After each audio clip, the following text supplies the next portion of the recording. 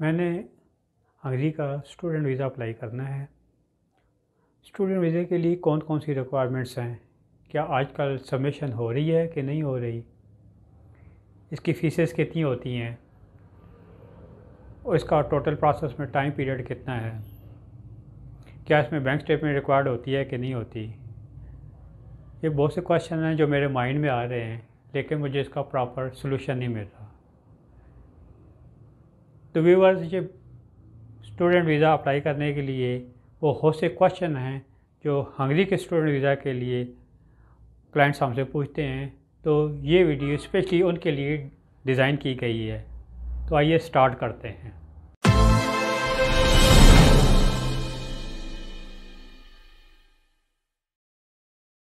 बिस्मिल्लाहिर्रहमानिर्रहीम। This is Tahir Mir from T&I consultants. आज मैं आपको बता दूंगा कि टोटल डिटेल जो नॉर्मली बहुत कम कंसल्टेंट्स आपको बताएंगे, A to Z में आपको रिक्वायरमेंट्स बताता हूँ कि एम्बेसी की रिक्वायरमेंट्स क्या हैं।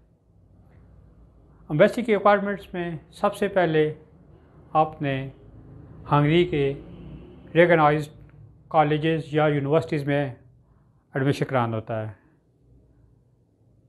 एडमिशन में आपको सबसे पहले ये देखना है कि आपका अंडर ग्रेजुएट लेवल है या ग्रेजुएट लेवल है। आपके एडमिशन में class start date, class end date, fees detail,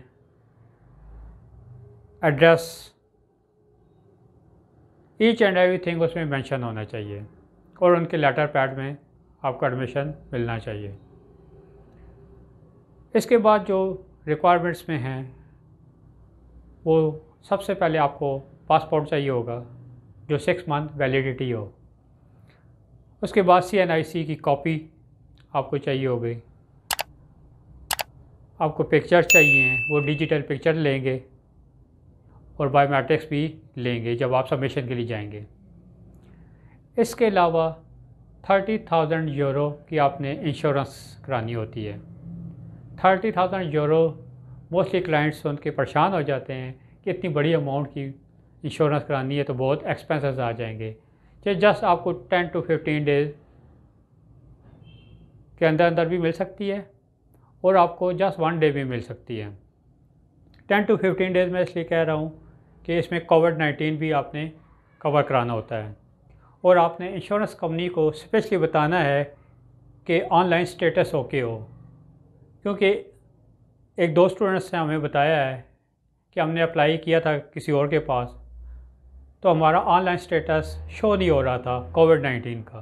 फिर वो दोबारा शो कराने के लिए उन इंश्योरेंस कंपनीज़ के पास गए हैं। इंश्योरेंस कंपनी ने फिर अपडेट किया है, तब जाके वो अपडेट के बाद ही उनका डिसीजन हुआ है।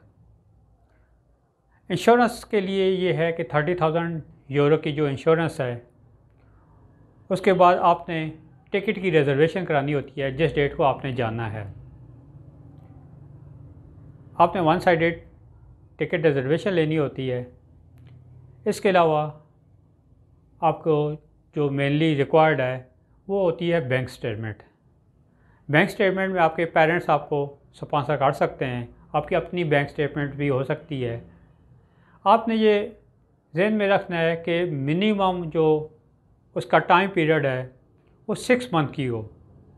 6 मंथ के बाद की बैंक स्टेटमेंट में आपका जो एंडिंग बैलेंस रिक्वायर्ड होता है व्यूअर्स, उसमें ये होता है कि आपके जो आउटस्टैंडिंग फ़ीस है, आपकी जो लिविंग एक्सपेंसेस हैं, बोर्डिंग हैं, बुक्स हैं, ईच एंड एवरीथिंग उसमें जो आपकी रिमेनिंग होते हैं वो उसमें अमाउंट होनी चाहिए, जो अप्रॉक्सीमेटली 30 से 40 लाख रुपए का एंडिंग बैलेंस होता है वो उसमें नॉर्मली कवर हो जाता है। लेकिन ये केस टू केस वेरी करता है कि आपके जो कोर्स है उसका लेवल क्या है, उसके एक्सपेंसेस क्या हैं।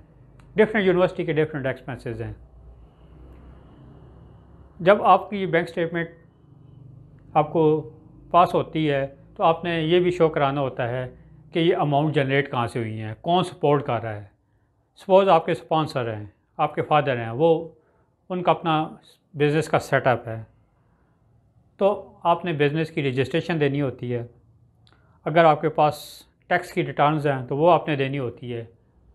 इसी तरह अगर वो जॉब कर रहे हैं या कोई और सोर्स ऑफ इनकम है तो वो भी आपने शो कराने होते हैं। मीन्स टू से कि आपने प्रूफ करना होता है कि जो जो इनकम जनरेट हुई है ये जेन्युइन आपके लिए ही अवेलेबल है, और जब आपका वीज़ा स्टैम्प हो जाएगा तो आप इसे यूटिलाइज़ करा सकते हैं।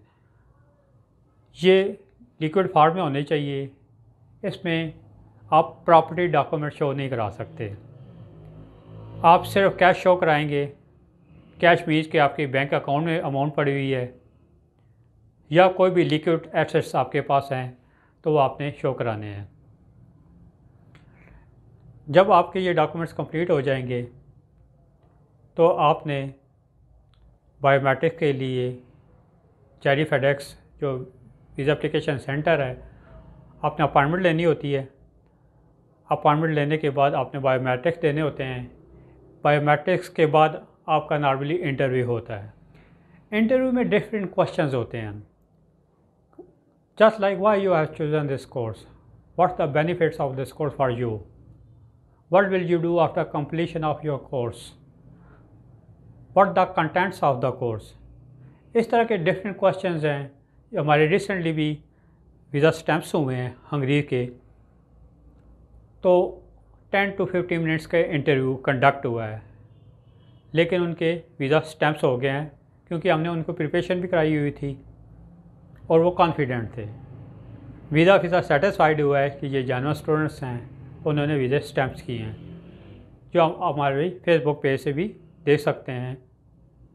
और अगर आप विज़िट करना चाहें तो आप हमारे ऑफिस विज़िट कर सकते हैं।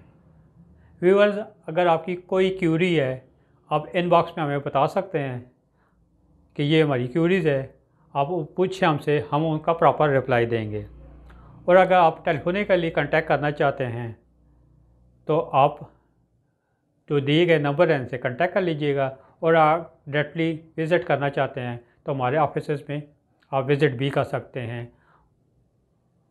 तो व्यूअर्स, इस तरह की इंफॉर्मेटिव वीडियो आपको मैं शेयर करता रहूँगा। फिर नेक्स्ट वीडियो तक मिलते हैं। Take care, bye.